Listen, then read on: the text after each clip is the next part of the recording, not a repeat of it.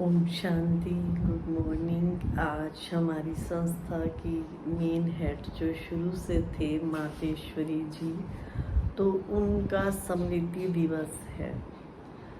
जो श्रेष्ठ आत्माएं होती हैं, महान आत्माएं होती हैं, अगर वो चली जाती हैं तो भी उनको सदा याद किया जाता है, कभी भी उनको भुलाया नहीं जा सकता।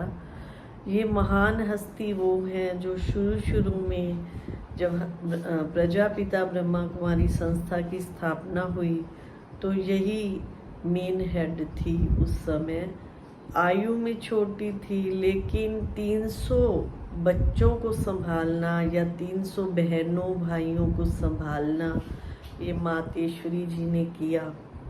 तो देखो, हमारे घर में आज 4 बच्चे होते हैं या 2 होते हैं, हम उन्हें संभालने में थक जाते हैं, कहते हैं बहुत परेशान करते हैं, बहुत ऐसे हैं।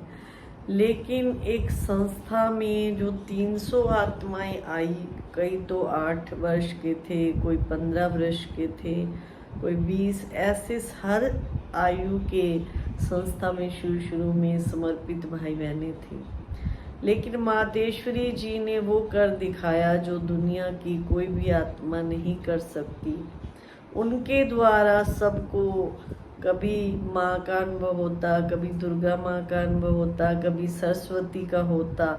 इसीलिए उनका नाम जो है जगदम्बा मातेश्वरी रखा गया। सभी उसे माँ कह के पुकारते थे। आयु भले छोटी थी उनकी, और फिर भी उनको माँ कह के पुकारते थे। यहाँ की जो संस्था के संस्थापक थे प्रजापिता ब्रह्मा बाबा, वो भी मम्मा को माँ ही बोलते थे। तो ऐसी श्रेष्ठ स्थिति हमें अपनी बनानी है कि कोई भी हमें देखे तो वो हमें बहन माँ के रूप में देखे, नेगेटिव रीति से हमें कोई ना देखे। माँ दुर्गा का जो गायन है, अष्ट शक्तियाँ माता की दिखाई हैं, तो वो अष्ट शक्तियाँ इसी चीज का प्रतीक हैं कि हमें 8 शक्तियों को धारण करके बुराइयों से भरे व्यक्ति का हमें सामना करना है। उनको अपने द्वारा ऐसा अनुभव कराना है कि जैसे हम धरती पे क्या है, एक देवी का रूप है। तो वो कैसे होगा? जो मातेश्वरी जी के अंदर गुण थे उनको हम धारण करेंगे, तभी हम वैसा बन पाएंगे। मुझे जो उनकी 2 बातें अच्छी लगती हैं, वैसे तो संपूर्ण गुणों की खान थी और वो मैं अपने जीवन में उतार भी रही हूँ। मम्मा को कभी भी ये नहीं आता था, ड्रामा का पाठ उनको पक्का था कि जो सीन चल रही है वो ड्रामा की कल्याणकारी है। कोई भी सीन, मान लो हमारे घर में कुछ गलत हो गया, बुरा हो गया, मम्मा कभी ये नहीं कहते थे ये क्यों हो गया, इसको तो ऐसा नहीं करना चाहिए था, ये तो है ही ऐसा। कभी भी मम्मा के मन में क्यों क्या के क्वेश्चन नहीं आते थे। तो ऐसी स्थिति बनाने के लिए बहुत काल का अभ्यास चाहिए। जो आज हम क्यों क्या में चले जाते हैं कि मेरे साथ ऐसा क्यों करते हैं, इनको ऐसा नहीं करना चाहिए, तो क्यों क्या के प्रश्न से मम्मा दूर थी। और दूसरी विशेषता मम्मा की जो मुझे अच्छी लगती है, मम्मा में हांजी का पाठ पक्का था।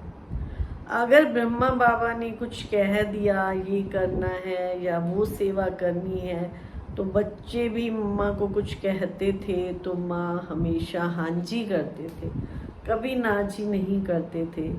इसके ऊपर यज्ञ में बहुत छोटी सी बात सुनते हैं हम सभी कि एक बार जैसे माउंट आबू में पार्टी आई हुई थी तो उनको जाना था। ट्रेन का टाइम भी फिक्स होता है, भाई सबने इतने बजे जाना है, और ब्रह्मा बाबा ने कह दिया कि सभी को हलवे का प्रसाद देना है, और कुछ पड़ा भी नहीं था। मान लो कई बार ऐसे होता है चीनी है तो घी नहीं है। उस टाइम मतलब थोड़े बच्चे थे, थोड़े ही आते थे, थोड़े ही वहाँ से। अब तो हजारों लोग जाते हैं आते हैं, भरपूर बाबा का भंडारा है।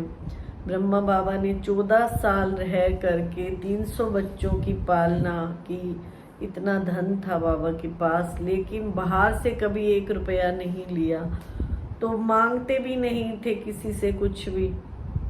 तो फिर मम्मा ने कहा, अगर बाबा ने कहा है कि हलवे का प्रसाद बनाना है तो मम्मा ने कहा हाँ जी। मम्मा ने ये भी नहीं कहा कि देखो ट्रेन का टाइम होने वाला है, बच्चे चले जाएंगे।